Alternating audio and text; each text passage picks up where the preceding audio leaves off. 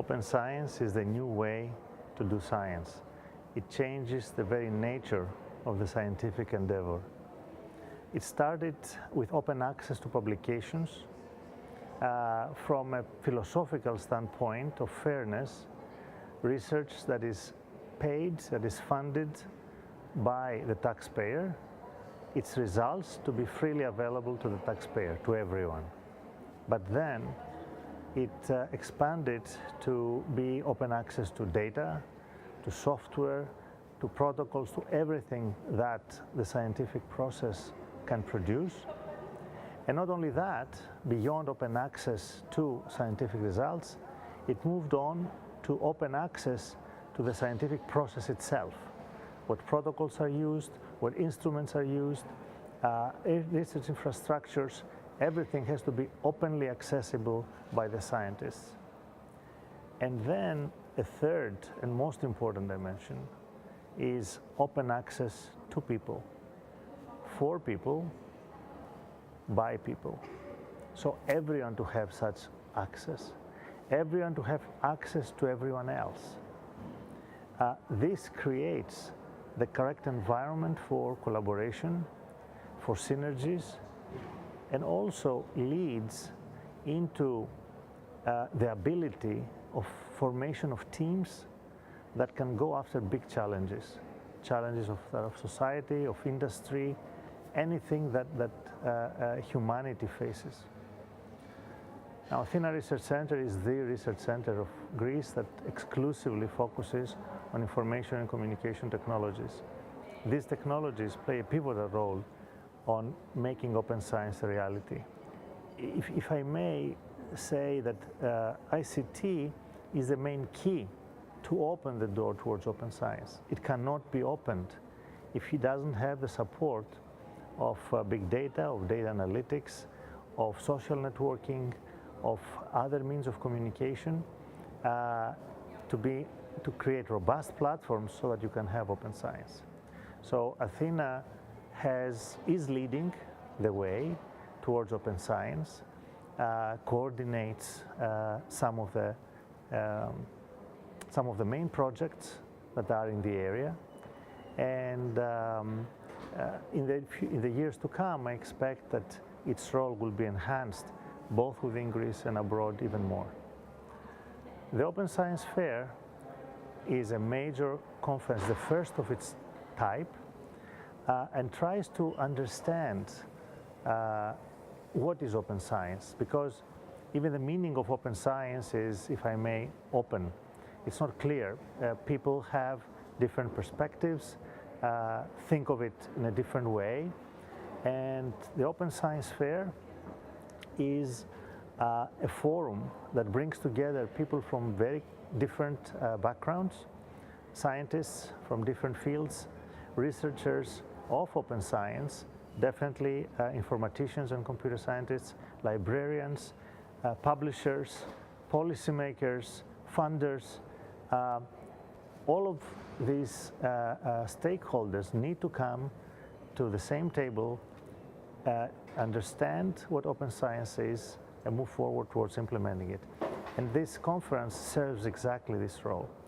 And we dare call it the first, because I believe it should continue. It is the first edition, and I hope that others will pick up and have the second edition somewhere else. I don't know if they will be able to surpass what we gave them this year, because so far it has been very successful in a great venue, great speakers, great discussions. So, you know, the bar is high, and I'm really pleased with the way the Open Science Fair has been going on until now. Returning to open science, I think open science sends a message beyond science itself. It currently around Europe and the US, we see constantly closeness to prevail. Messages that create fear, that create introversion, messages that talk about separation to be winning, and we see that in so many ways be evident in everyday life. This also is created and also further creates fake news. It creates erroneous statements that affect our lives though. And science is there to find out the truth. Science is always about the truth. And to be able to reproduce the scientific results, to be able to say that a scientific result is wrong or right, is the epitome, it's one of the foundational pillars of the scientific process. Many scientific publications are wrong, present wrong results. This is not necessarily on purpose.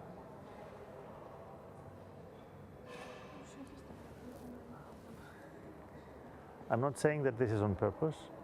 It can be because of wrong assumptions or of some parameter that wasn't taken care of correctly. The thing is that most scientific results are wrong in the sense that they're not reproducible. And this is evident and prevalent in medicine, but also in physical sciences and many other sciences. We scientists don't serve our calling if we don't produce reproducible results. And open science, open access, openness gives the chance to everyone to try and reproduce results and makes us scientists more accountable and more careful, if you want, to make sure that what we produce as from our scientific work is reproducible. And to be reproducible, it must be correct as well. And this is very important. Also, open science serves innovation by opening up the scientific results and even the scientific process itself. A lot of more information is out for small companies, for larger companies, to take advantage of what is produced and innovate on it and produce wealth in a fair way. I mean, the scientists that produce the results have to have a stake at this, but many scientific results that are worthy of innovation remain just locked, just lost, and only known in the scientific environment because the transfer from research to innovation is not easy and it's not short. And many don't want to take this step. If the results and the processes are open, then others that don't want to do research but know how to take research results that make sense and move it towards innovation can do that. And then a synergy between the two sides can bring great results. And openness is again one of the key that helps. It's not the only one, but it's one of the key that opens this step, this bridge from research to innovation. Open science has many challenges that need to be addressed. Some are technological, and Athena is there to help together with other colleagues from around Europe and the world. But often many of them are psychological, sociological, when it comes to scientific sociology, and political, matter of policy. And all of them need to be aligned. We are not there yet for open science, and I cannot predict when we will really have science be free. But with the Open Air project and all the other projects that funded, sponsored Open Science Fair, but also even unrelated to this project that are being done, are being implemented by Athena and colleagues and also by other organizations, take the steps towards open science. Even in policy, even in changing the mentality of researchers and scientists. We help. Others need to come, whose expertise is there, to move in a direction. So the way ahead is not easy, and it's not a walk in the park, but it's worth walking. It's worth moving in this direction. It's worth the effort to move from where we are now towards open science. But open science offers many opportunities as well next to the challenges, and I mentioned some before. And I want to come back to one of them, the issue of closeness, that the spirit, the issue of closeness, fear, and introversion that many politicians and many non-politicians, I dare say uneducated, and I can use other more derogatory terms, but let me stop there. If you want more derogatory terms, go to Jeffrey Sachs' presentation, who was not, didn't hold back in criticizing individuals and classes of people. So uneducated people spread and point in a direction of fear and of introversion. Science, like many other times in human history, leads the way in the opposite direction. It leads the way towards openness. It leads the way towards collaboration, extroversion. And open science is the main element. Openness in science is the main element to move in this direction. Not just to prove wrong fake news, not just to reproduce research results, but also by the very spirit it conveys. The right way for humanity is openness. The right way is for unity. The right way is for everyone to come together, synergize to produce a better result. And I think science, once more, shows the way. Open science is all about democratization of science. By having science open, within the right policies and the right frameworks and so on and so forth.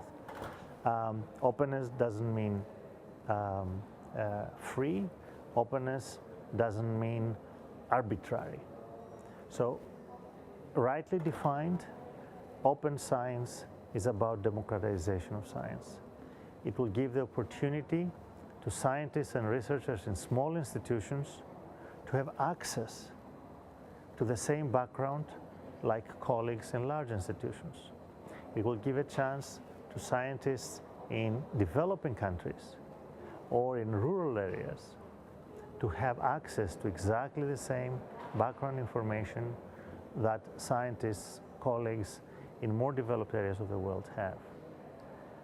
This will help close the scientific divide and will give a chance smart minds in a not so fertile environment to also excel, to also help humanity move forward. And I have to say, given that openness in science is about democracy, I think it was very fitting that we chose to organize the first Open Science Fair conference in Athens, which is the cradle of democracy, of civilization if you want. But hopefully it will be the cradle of open science as well.